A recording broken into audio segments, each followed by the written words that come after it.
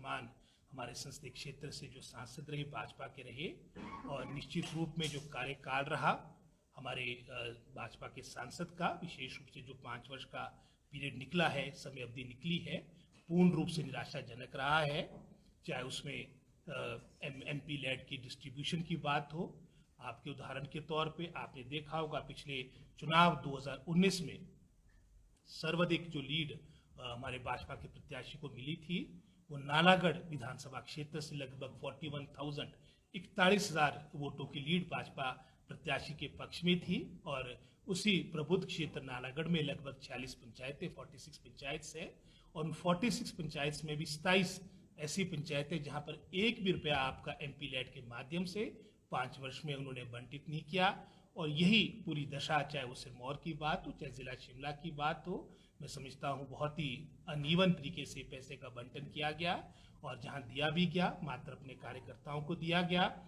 और जो हमारे मुद्दे थे विशेषकर आपके शिमला संसदीय क्षेत्र के, चाहे उसमें सिरमौर की बात करें, चाहे हम सोलन जिला की बात करें, शिमला जिला की बात करें, जो पब्लिक अनाउंसमेंट्स हमारे भाजपा के नेताओं की रही, चाहे उसमें मोदी जी की बात आती है, चाहे इनके अन्य शीर्ष नेताओं की बात आती है, कहीं पर भी मैं समझता हूँ हमारा पक्ष लोकसभा में रखने में असमर्थ रहे। और ये तो दूर की बात रही, साथ ही साथ दर्शन भी नदारद रहे, दुर्लभ रहे। आज मैं समझता हूँ इन सभी बातों को लेकर जनता जनार्दन ने अपना मन बना दिया है कि हमने अपना आशीर्वाद हमारे युवा प्रत्याशी, कांग्रेस पार्टी के प्रत्याशी विनोद सुल्तानपुर जी को देना है। भाजपा दावा कर रही है जहां केंद्र में भाजपा की सरकार बनेगी वहीं प्रदेश में भी भाजपा सत्तासीन होगी।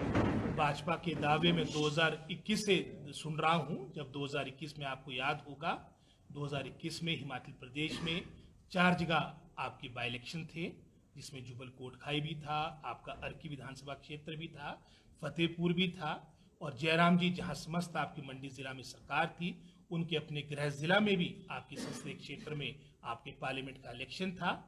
और परिणाम क्या हुआ, उस वक्त भी बड़े बड़े दावे थे।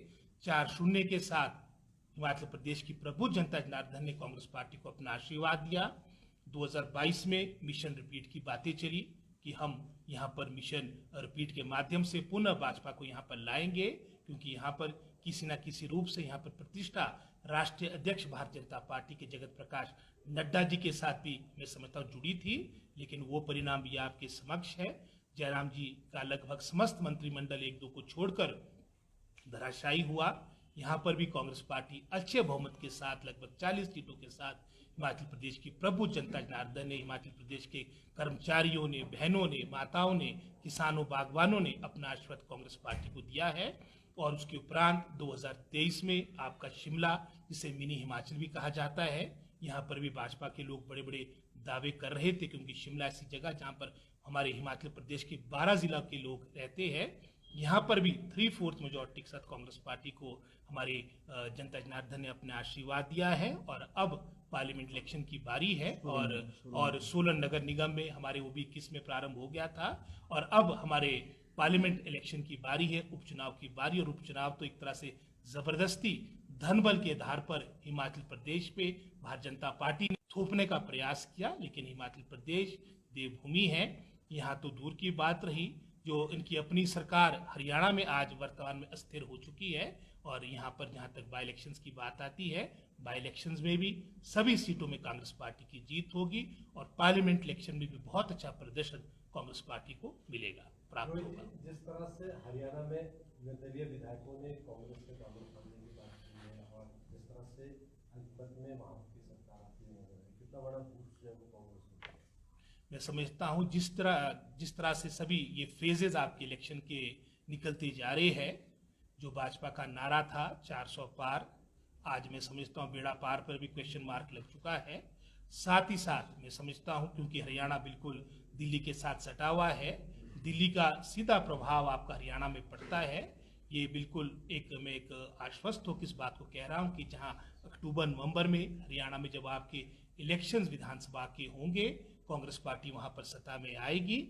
साथ ही साथ पार्लियामेंट इलेक्शन जो अब आप चल रहे हैं, और लगभग 3 चरण हो चुके हैं, और 3 चरण में भी लगभग वही 300 के आसपास सीटों पर वोटिंग हो चुकी है। चौथा चरण शायद 15 तारीख के आसपास है, और जो मुख्यतः एक तरह से 50% से ऊपर वोटिंग हो चुकी है। और निश्चित रूप से इसमें बहुत बड़ा नुकसान क्षति भारतीय जनता पार्टी की हो चुकी है और मुझे नहीं लगता कि जो अंतिम के जो 3-4 चरण शेष रहे इसकी पूर्ति हो पाएगी। हालांकि भाजपा जो मुद्दे होने चाहिए वो होने चाहिए हमारे आम व्यक्ति से जुड़े हुए, चाहे उसमें हम रोजगार की बात करें, महंगाई की बात करें, करप्शन की बात करें। लेकिन भारतीय जनता पार्टी जिसके लिए जानी जाती है, धर्म के आधार पर, जाति के आधार पर, ध्रुवीकरण के आधार पर जनता को बांटने का प्रयास कर रही है। लेकिन निश्चित रूप में चाहे वो हिमाचल की जनता की बात हो, भारतवर्ष की जनता की बात हो, उन्होंने मन बना दिया है कि अब जुमलों की सरकार आगे नहीं चलेगी। और निश्चित रूप में जब 4 तारीख का, जैसे अब 4 तारीख के परिणाम की बात आएगी, जिस तरह से भाजपा को 2004 में भी बहुत बड़ा झटका लगा था, इस बार उसे और मैं समझता हूँ तगड़ा झटका आपको 4 तारीख को लगेगा।